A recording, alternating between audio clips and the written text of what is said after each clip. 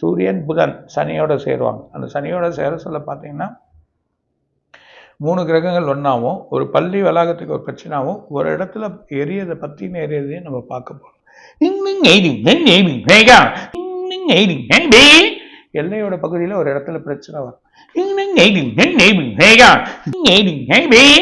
Poly, அதாவது இந்தோனேஷியாவில் தான் பாலி. அந்த பாலி இடத்துல தண்ணி உள்ள ஒரு இடத்துல சின்ன இடத்துல நகர்ந்து வர்றதை பார்க்க போகிறோம். ஜப்பான், இன்னொரு கண்ட்ரியில் மிகப்பெரிய வெள்ளம். அந்த வழி தண்ணி ஆறு போல் அடிச்சுட்டு போவோம், அதில் வண்டிங்கெல்லாம் போகுது. அந்த மாதிரி நிலைமைகள் ஒரு கண்ட்ரியில் பார்க்கணும்.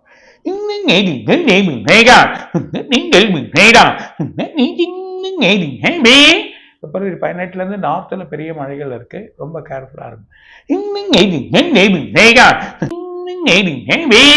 புது திட்டங்கள், புது வருமானத்துக்கான வழிகான திட்டங்கள் போட போகிறாங்க.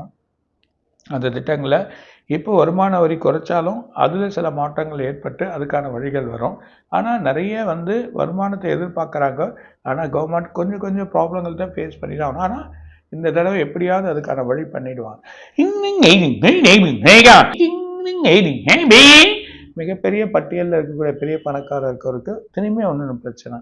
அந்த பிரச்சனை ஒரு குழப்பங்கள் ஏற்பட்டவருக்கு இந்த தடவை சில பிரச்சனைகளை ஃபேஸ் பண்ண வேண்டிய நிலைமை ஏற்படும். இன்னும் நிறைய இருக்கு, அடுத்த வாரம் நான் படிக்கிறேன். ரொம்ப மகிழ்ச்சி சார். சார், இப்போ நீங்கள் இந்த பிப்ரவரி மாதத்தில் தங்கம் விலையை பற்றி படிச்சீங்க. இப்போ 2-3 நாளாக ஒரு நாள் தங்கம் இறங்கிச்சு, இப்போ பார்த்தா சர்ன்னு மேலே ஏறி. அதான் சொன்னேன், இறங்குற மாதிரி இருக்கும், ஏறிடும் அப்படின்னு சொல்லியிருந்தீங்க. அதே மாதிரி 6ஆம் தேதி இல்லைன்னா 9ஆம் தேதியிலேருந்து கொஞ்சம் விழ ஆரம்பிக்கும். ஏன்னா ஒன்றும் அந்த பட்ஜெட்டோடு ஒன்றும் படிக்காதனால தான் இது ஏறுது. 6ஆம் தேதி 9ஆம் தேதிக்குள்ளே ஒரு இடத்துல விழும்.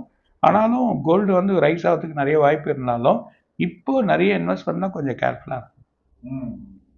இந்த ஷேர் மார்க்கெட் நிலவரம்லாம் ரொம்ப. ஆமாம், நான் சொல்கிறேன், 14ஆம் தேதிக்கு 14ஆம் தேதி 21 கொஞ்சம் பரவாயில்ல. ஆனால் இந்த மாதமும் எதிர்பார்க்காதீங்க, பட்ஜெட்னால கொஞ்சம் குறைஞ்சிருக்கு, வெயிட்.